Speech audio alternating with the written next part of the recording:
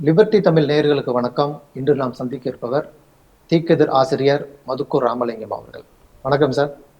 வணக்கம். லிபர்டி தமிழ் பார்வையாளர்களுக்கு என்னுடைய அன்பான வணக்கமும் பொங்கல் வாழ்த்துக்களும். ஆளுநர் தமிழ்நாடு அப்படின்னு சொல்லாதீங்க அப்படின்னு சொல்றாரு. தமிழ்நாடு அரசின் லட்சினையை தவிர்க்கிறாரு. தமிழ் ஆண்டையும் குறிப்பிட மறுக்கிறாரு. அந்த ஆளுநரை பாஜக கொண்டாடுகிறது. அதே பாஜக அரசு தமிழர் திருநாள் அன்று SBI தேர்வு வச்சிருக்காங்க. எதிர்ப்பு தெரிவித்த போதும் அதை பொருட்படுத்தாமல் தேர்வு தொடர்வதை எப்படி பாக்குறீங்க நீங்க? இல்ல, நம்முடைய ஒன்றிய அரசு அதே போல ஒன்றிய பொதுத்துறை நிறுவனங்கள் அனைத்துமே, ஒன்றிய அரசும் சரி ஒன்றிய பொதுத்துறை நிறுவனங்களும் சரி, ஒரு தமிழர்கள் மீதும் தமிழ்நாட்டின் மீதும் ஒரு வன்மத்தை தொடர்ந்து வெளிப்படுத்தி வருகிறார்கள்.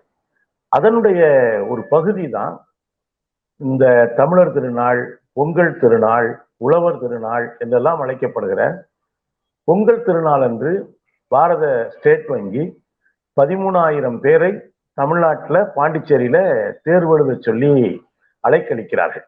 20 நாட்களுக்கு முன்னாலேயே மார்க்சிஸ்ட் கம்யூனிஸ்ட் கட்சியினுடைய மாநில செயற்குழு உறுப்பினர், மதுரை தொகுதியினுடைய நாடாளுமன்ற உறுப்பினர் தோழர் சு. வெங்கடேசன் இதை பாரத ஸ்டேட் வங்கியினுடைய நிர்வாகத்திற்கு இதனுடைய கவனத்தைக்கு எடுத்து சென்றார்.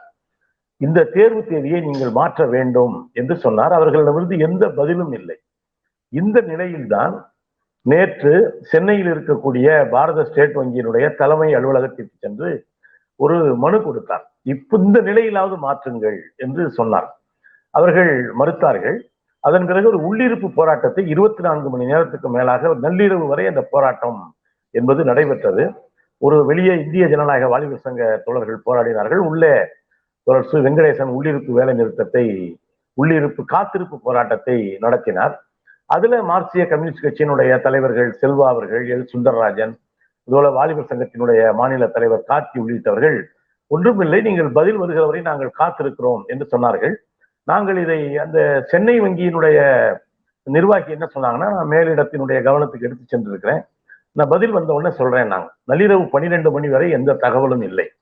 இது உடனடி இந்த போராட்டம் நடப்பதை அறிந்தவுடன் விசிகாவினுடைய தலைவர் நாடாளுமன்ற உறுப்பினர் தோழர் தொல் திருமாவளவன் அவர்கள், காங்கிரஸ் கட்சியை சேர்ந்த செல்வகுமார் அவர்களாம் நேராகவே போராட்டத்தை ஆதரித்தது மட்டுமல்ல, இந்த கோரிக்கையை சேர்ந்து வலியுறுத்தினார்கள். ஆனால் கடைசியில் இன்றைக்கு SBI நிர்வாகம் என்ன சொல்லியிருக்குன்னா, இந்த நிலையில் தேர்வை மாற்றி அறிவிக்க முடியாது என்று சொல்லியிருக்கிறார்கள். ஆனா 20 நாட்களுக்கு முன்னாலேயே இதை அவர்களுடைய கவனத்திற்கு நான் எடுத்து சென்றிருக்கிறேன் என்று தோழர் சு. வெங்கடேசன் இன்றைக்கு தன்னுடைய ட்விட்டர் பக்கத்திலே தெரிவித்திருக்கிறார். இதெல்லாம் ஏற்கனவே பொங்கல் திருநாளுக்கான அந்த விடுமுறை பட்டியலில் இருந்து இந்த நாளை நீக்கினார்கள். இப்பொழுது நீங்க பாத்தீங்கன்னா, இது முதன்முறை அல்ல. ரம்ஜான் அன்னைக்கு தேர்வு அறிவிப்பாங்க, கிறிஸ்துமஸ் அன்னைக்கு தேர்வு அறிவிப்பாங்க. இது ஒன்றிய அரசு தொடர்ந்து செய்கிற ஒரு வேலை. ஏற்கனவே ரம்ஜானுக்கு இது போல அறிவித்து ஒரு பெரும் போராட்டத்துக்கு பிறகு தேதி தள்ளி வைக்கப்பட்டது.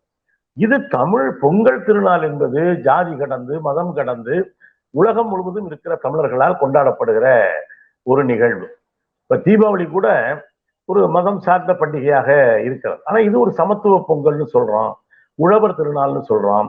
நீங்க இந்த பண்டிகை, இந்த திருவிழா எப்படி கொண்டாடப்படுகிறது என்பதற்கு சென்னையிலிருந்து பல்வேறு ஊர்களுக்கு செல்கிற அந்த மக்களுடைய உணர்வுகளே பார்த்தாலே கடுமையான பயண சிரமம். இதுலையும் சரி, தொடர் வண்டியிலையும் சரி, பேருந்துலையும் சரி, அவ்வளவு சிரமங்களையும் தாங்கி கொண்டு இளைஞர்கள், குடும்பங்கள் தங்கள் ஊருக்கு போறாங்க. அப்ப எந்த அளவுக்கு உணர்வுபூர்வமாக இந்த விழா என்பது தமிழர்களோடு ஒன்றி இருக்கிறது என்பதை நம்மால் புரிந்து கொள்ள முடியும். வேண்டும் என்றே சீண்டுகிற வகையில் தான் நாங்கள் அப்படித்தான் நடத்துவோம். உன்னுடைய எந்த திருவிழா குறித்தும் எங்களுக்கு கவலை இல்லை, உனக்கு வேலை வேணும்னா வா அப்படி என்று அலைக்கழிக்கிற போக்கு. இது 13,000 தேர்வு எழுதுகிறவர்கள் மட்டுமல்ல, அந்த தேர்வு நடத்துகிற அதிகாரிகள் உட்பட தங்களுடைய குடும்பத்தை விட்டு இந்த தேர்வு பணிக்காக செல்ல வேண்டும். அப்படி என்ன அவசரம்? ஏற்கனவே ஏராளமான காலி பணியிடங்களுக்கு ஒரு 3 நாள் 4 நாள் தள்ளி வச்சிருந்தாலும் என்ன குடிமொழி போயிடும்? ஒரு நிமிடத்துல எல்லாருக்கும் தகவல் தெரிவித்து விட முடியும். ஆனால் பிடிவாதம் பிடிக்கிறார்கள் என்று சொன்னால், இது தமிழர் பண்டிகையை, பொங்கல் பண்டிகையை, அறுவடை திருநாளை சீர்குலைக்கிற ஒரு கயமைத்தனம் என்றுதான் சொல்ல வேண்டும்.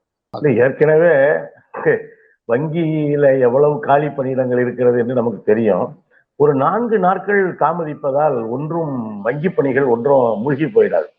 ஏற்கனவே அது தனி கதை. இதே பாரத ஸ்டேட் வங்கியில எவ்வளவு பேர் கடன் வாங்கிட்டு எவ்வளவு பேர் ஓடுறாங்க, அந்த பணிகளெல்லாம் கொஞ்சம் செய்யலாமே.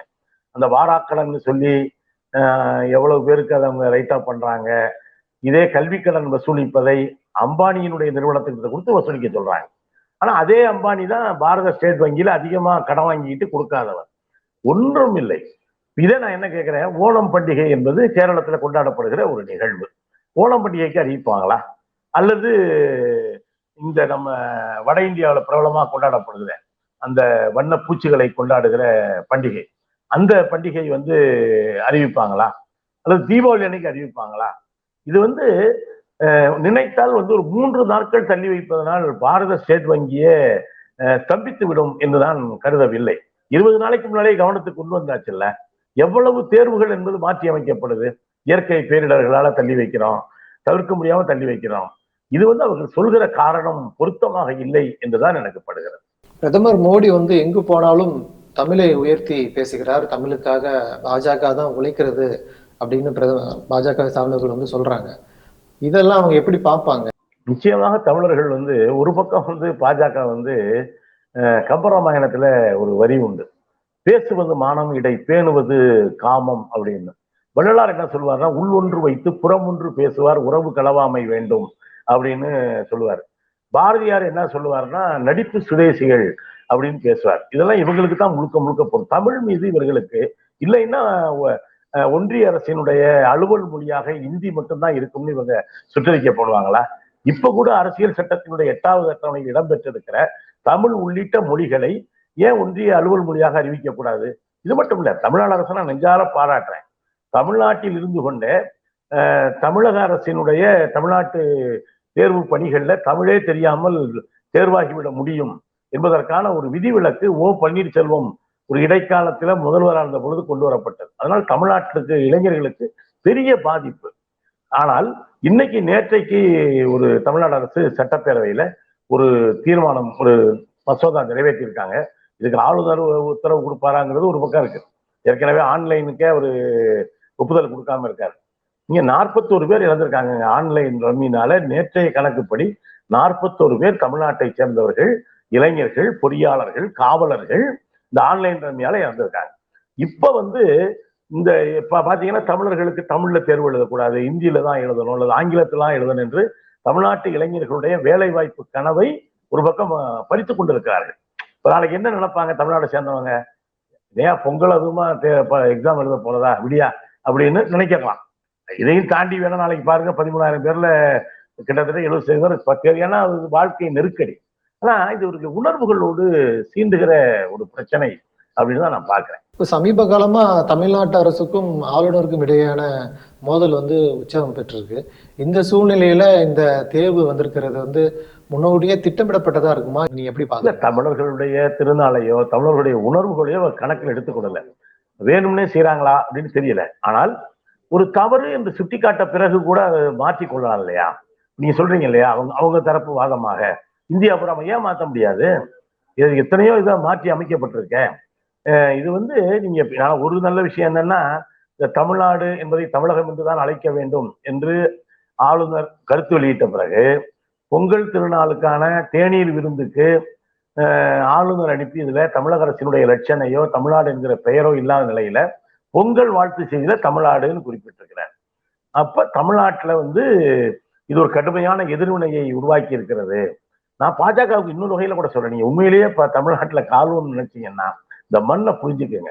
இதுக்கு ஒரு பெரிய வளமையும் செழுமையுமான மொழியை தங்கள் உயிரை விட மேலாக நேசிக்கிற ஒரு இன மரபு தமிழ்நாட்டினுடைய மரபு என்பது.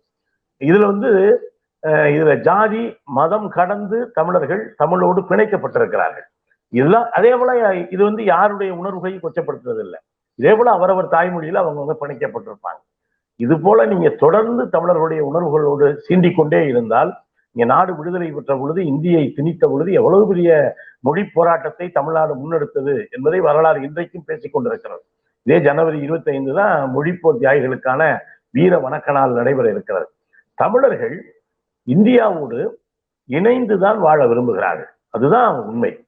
உணர்வுபூர்வமாக இணைக்கப்பட்டிருக்கிறார்கள். நீங்க காசியில தமிழ் சங்கமம் அப்படின்னு ஒரு நிகழ்ச்சியை நடத்திக்கிட்டு இன்னொரு பக்கம் இளைஞர்களுடைய வேலை வாய்ப்பு கனவை கொண்டு போய் கங்கையில் மூழ்கடிப்பது என்பது, அது நீங்க தெரிஞ்சு செய்றீங்களோ தெரியாம செய்றீங்களோ, ஆனா இப்படியெல்லாம் செஞ்சீங்கன்னா தமிழ்நாட்டு மக்கள் உங்களை வச்சு செய்வாங்கிறத மட்டும் நான் மறுபடியும் நினைவுபடுத்துறேன்.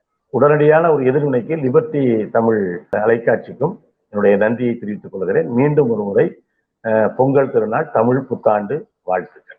நன்றி சார்.